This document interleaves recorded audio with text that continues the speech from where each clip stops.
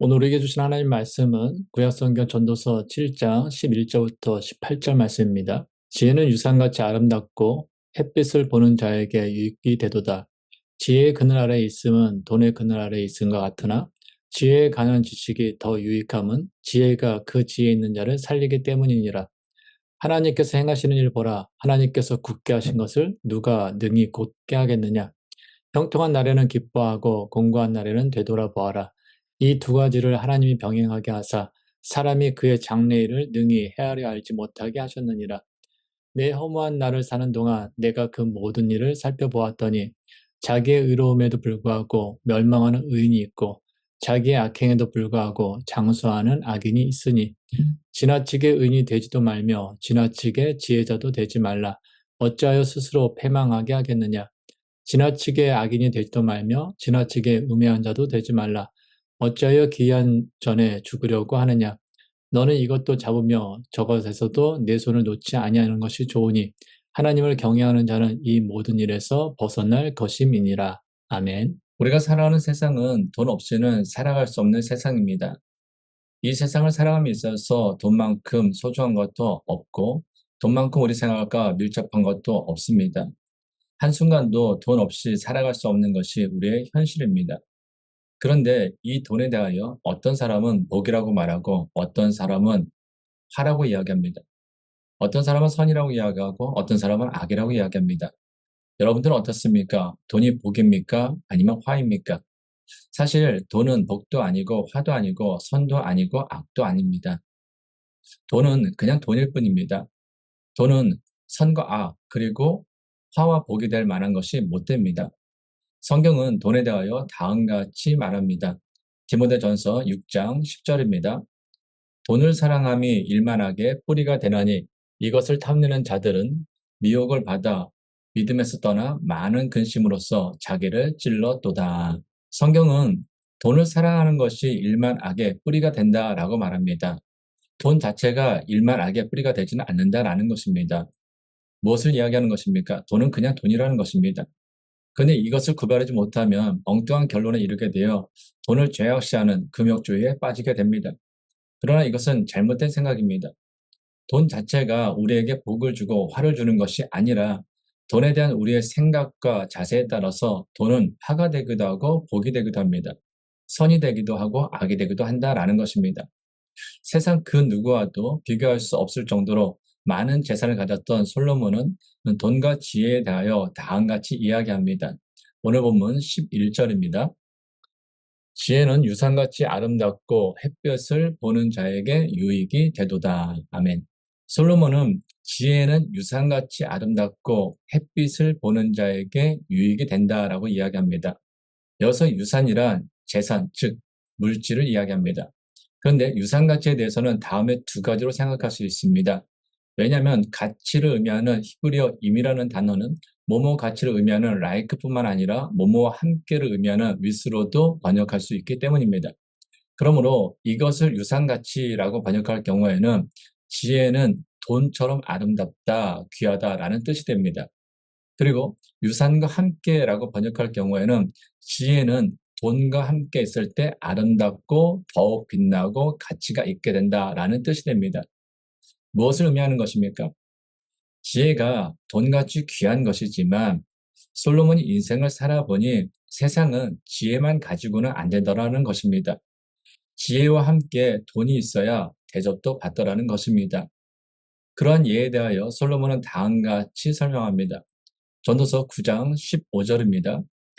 그 성읍 가운데에 가난한 지혜자가 있어서 그의 지혜로 그 성읍을 건진 그것이라. 그러나 그 가난한 자를 기억하는 사람이 없었도다. 어느 마을에 위기가 닥쳤습니다. 그리고 그 마을에 있던 가난한 지혜로운 사람이 그의 지혜로 위기에 처한 마을을 구하였습니다. 그런데 세월이 지나 보니 그 사람을 기억하는 사람이 없었습니다. 이유가 무엇이냐면 그 사람이 너무나 가난한 지혜자였기 때문입니다. 위기에 처할 마을을 구할 수 있는 그 지혜는 있는데 돈은 없었던 것입니다. 그러다 보니 사람들이 이 사람을 오랫동안 기억하지 않은 것입니다. 전도서 9장 16절입니다. 그러므로 내가 이르기를 지혜가 힘보다 나으나 가난한 자의 지혜가 멸시를 받고 그의 말들을 사람들이 듣지 아니한다 하였노라.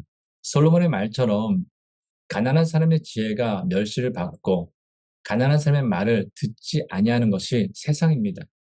지혜가 중요하지만 지혜가 아름답게 귀하게 대접받기 위해서는 돈도 있어야 된다라는 것입니다.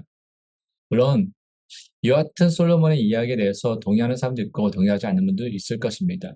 그런데 솔로몬이 세상을 살아보니 세상살이가 그렇다라는 것입니다. 그러다면 오늘은 어떻습니까? 우리들이 살아가는 이 세상은 점점 더 돈을 중요시하고 돈이면 다 된다라는 식의 돈의 논리가 사람들을 지배하려 합니다. 심지어 결혼도 사랑보다는 돈을 더 우선순위에 두기도 합니다. 그러나 솔로몬은 지혜와 돈에 대하여 다음과 같이 결론을 내립니다. 오늘 본문 12절입니다. 지혜의 그늘 아래에 있음은 돈의 그늘 아래에 있음과 같으나 지혜에 관한 지식이 더 유익함은 지혜가 그 지혜에 있는 자를 살리기 때문이니라. 아멘. 솔로몬은 지혜의 그늘 아래에 있음은 돈의 그늘 아래에 있음과 같다라고 말합니다. 여기서 그늘이라는 말은 쉘터, 보호라는 의미입니다. 이것은 이스라엘 백성들이 광야 생활을 할 때 생겨난 개념입니다. 민수기나 신명기를 보면은 광야를 크고 무섭고 두려운 광야라고 이야기합니다. 광야에는 전갈과 뱀과 같은 생명을 위협하는 짐승들이 있기 때문이기도 하지만 무엇보다도 낮과 밤의 기온차가 엄청나게 크기 때문입니다. 낮에는 뜨거운 햇빛 속에서 한없이 걸어야 합니다. 그러다가 밤이 되면 엄청나게 춥습니다. 그래서 하나님께서는 이스라엘 백성들이 40년 동안 광야 생활하는 동안 낮에는 구름 기둥으로 밤에는 불 기둥으로 그들과 함께 하시며 그들을 지켜주셨습니다. 낮에는 구름 기둥으로 뜨거운 햇볕 속에서 이스라엘 백성들을 보호해 주셨고 밤에는 차가운 그 기온 속에서 이스라엘 백성들을 불 기둥으로 보호해 주셨습니다. 그래서 그늘이라는 것은 보호라는 의미를 가지고 있는 것입니다. 그래서 우리들이 이야기할 때 남편 그늘, 자식 그늘, 부모 그늘이라는 표현을 할 때가 있지 않습니까? 여기 있는 그 그늘 역시 남편이나 자식이나 부모의 그늘 보호 아래 있다라는 의미가 되는 것입니다. 돈이 있으면 영양 있는 음식을 먹을 수도 있고 따뜻한 옷을 입을 수도 있고 편안한 집에 살 수도 있고 몸이 아프면 좋은 의사와 또한 좋은 약의 치료를 받을 수도 있습니다. 돈이 있으면 자녀도 좋은 교육을 받게 할 수 있습니다. 이처럼 돈은 우리의 건강과 우리의 자녀들을 보호하는 장점이 있습니다. 그런데 지혜도 우리를 보호합니다. 지혜는 우리로 하여금 잘못된 보증이나 선택을 하지 않게 함으로 재산을 보호합니다. 지혜는 우리를 게으르지 않게 함으로 가난으로부터 보호합니다. 지혜는 교만하여 서로 다투지 않게 함으로 인간관계를 보호해 줍니다. 이처럼 돈과 지혜는 우리를 보호해 줍니다. 솔로몬 역시 인생을 살면서 지혜의 보호도 받아봤고 돈의 보호도 받아봤습니다. 그런데 둘 중에 하나를 고르라면 돈의 그늘보다는 지혜의 그늘을 택하겠다라는 것입니다. 이유가 무엇이냐? 지혜가 지혜에 있는 자를 살리기 때문이다라는 것입니다. 즉 지혜는 결국 생명을 주다라는 말씀입니다. 이유가 무엇입니까? 지혜는 하나님으로부터 오는 것이기 때문에 우리에게 생명을 준다라는 것입니다. 반면 돈은 세상으로부터 온 것입니다. 세상으로부터 온 돈이기 때문에 그것은 우리에게 이 세상을 살아가는 동안에 잠시의 평안함을 줄 수 있지만 진정한 생명 줄 수 없다라는 것입니다. 오늘 본문 13절입니다. 하나님께서 행하시는 일을 보라. 하나님께서 굳게 하신 것을 누가 능히 곧게 하겠느냐. 솔로몬은 하나님께서 굳게 하신 것을 누가 능히 곧게 할 수 있느냐라고 이야기합니다. 굽다라는 것은 손가락이나 팔을 구부리는 것을 의미합니다. 즉 하나님께서 우리 인생을 구부리시면 그 누구도 똑바르게 펼 수 없다라는 것입니다. 무엇을 의미하는 것입니까? 우리 인생은 결국 지혜의 근본이신 하나님의 손길에 달려있다라는 것입니다. 돈이 아무리 많아도 하나님께서 그의 인생을 굳게 하시면 똑바로 펼 수 없습니다. 돈이 있으면 내가 원하는 대로 모든 것을 하며 즐겁게 편안하게 살 수 있을 것 같은데 결국 하나님께서 막으시면 되는 일이 없다라는 것입니다. 그러나 하나님께서 여시면 홍해와 같은 큰 바다도 환하게 열리게 됩니다.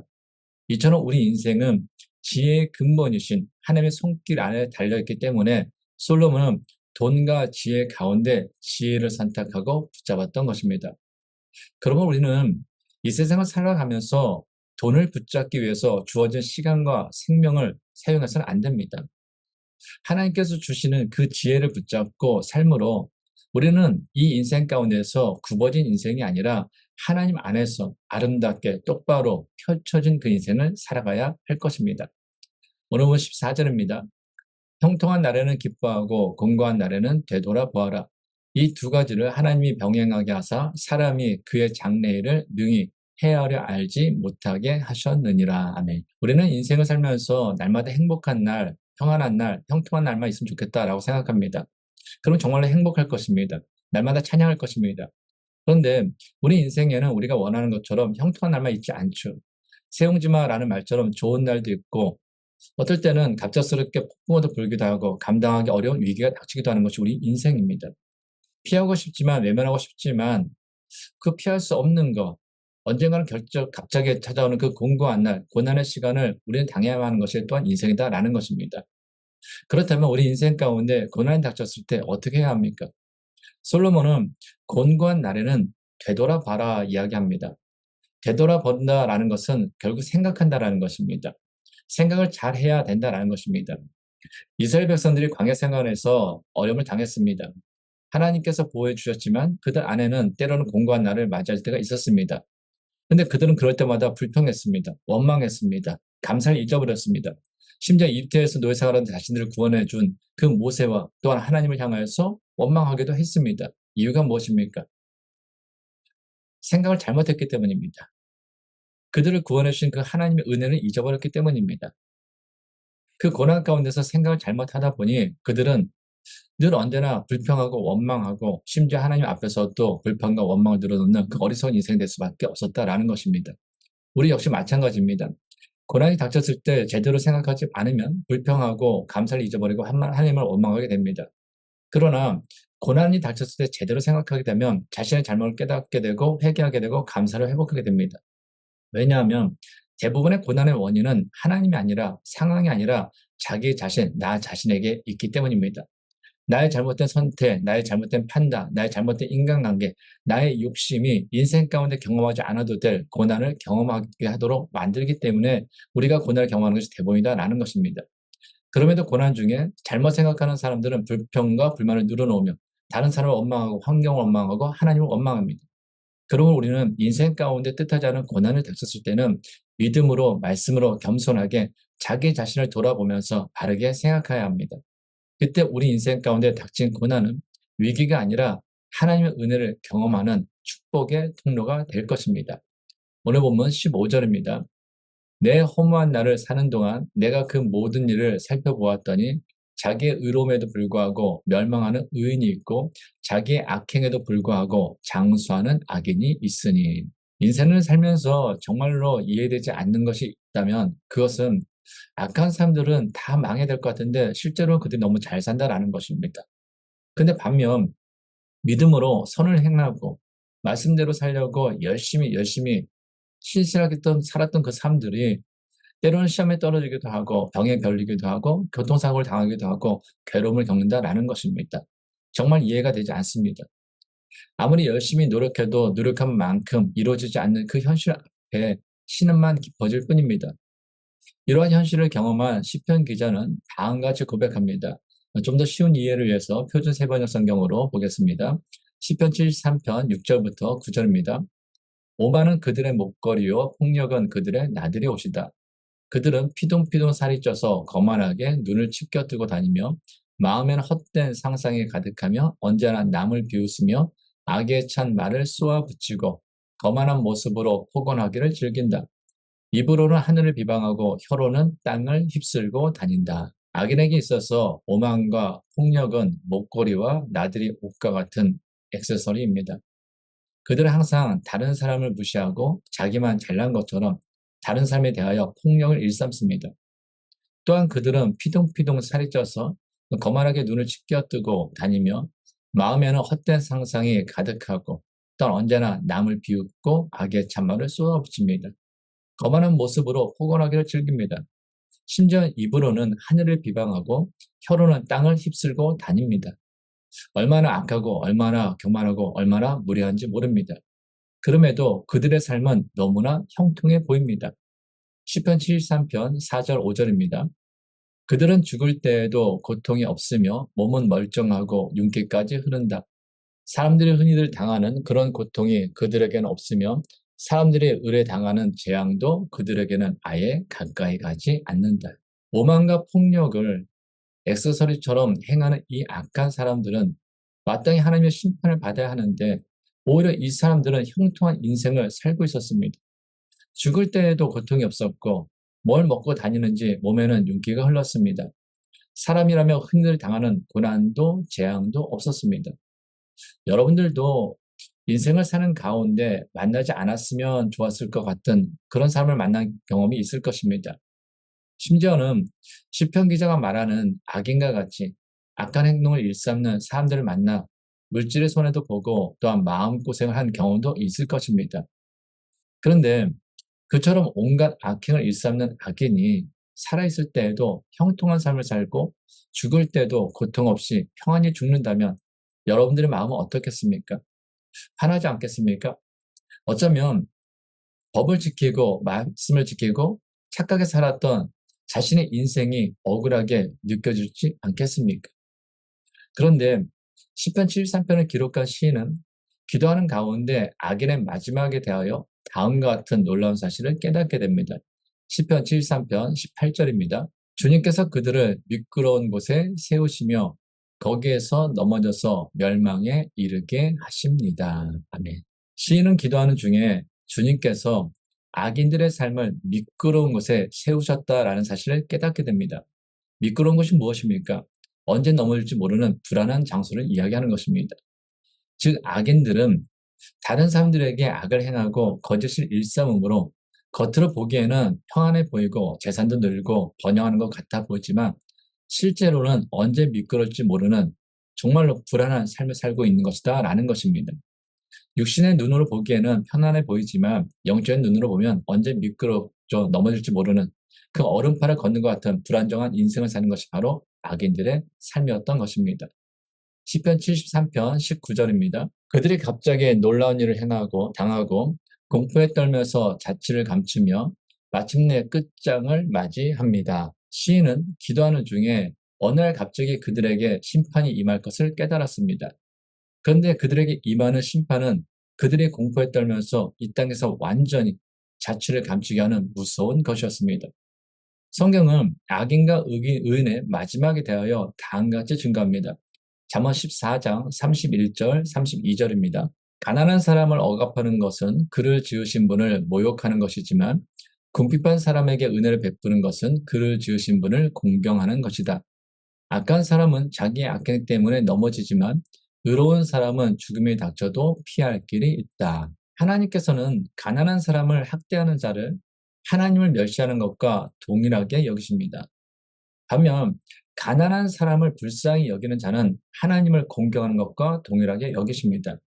그래서 다른 사람에게 악을 행하는 악인은 반드시 하나님의 심판을 받게 하십니다. 그러나 의인은 죽음과 같은 그 절망적인 상황 속에서도 소망을 잃지 않도록 하나님께서 친히 지켜주시고 보호해 주십니다. 시편 73편 20절입니다. 아침이 되어서 일어나면 악몽이 다 사라져 없어지듯이 주님께서 깨어나실 때 그들은 한낮 꿈처럼 자취도 없이 사라집니다. 일장춘몽이라는 말처럼 악인들이 누리는 형통은 아무리 행복한 꿈이라 할지라도 아침에 일어나면 사라지는 꿈처럼 그들이 현재 누리는 그 형통함은 한순간에 사라지는 한낮 꿈에 지나지 않는다라는 것입니다. 긴 인생 같아도 살아보면 공통적으로 느끼는 것이 무엇입니까? 참으로 짧은 것이 인생이다라는 것입니다. 그러므로 악을 행하여 아무리 많은 부를 쌓고 좋은 것을 누려도 그 모든 것은 한순간에 사라지는 헛되고 헛된 꿈과 같은 것입니다. 그러므로 우리는 인생을 살면서 왜 저 사람은 악을 행하는데 저렇게 아무 일도 없듯이 평안하게 잘 살까? 하나님께서 왜 저 사람을 심판하지 않으실까라는 생각을 하며 답답해할 필요가 없습니다. 사람에 대한 평가는, 사람에 대한 심판은 신문대로 거두게 하시는 그 하나님께 맡기면 됩니다.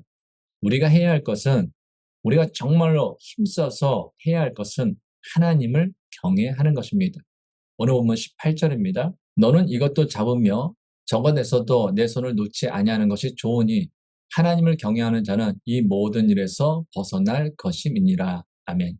솔로몬은 돈과 지혜, 형통한 날과 공고한 날, 또한 수많은 인간관계에서 자유로울 수 없는 우리들이 그 모든 것에서부터 벗어나 자유할 수 있는 유일한 길에 대해서 알려줍니다.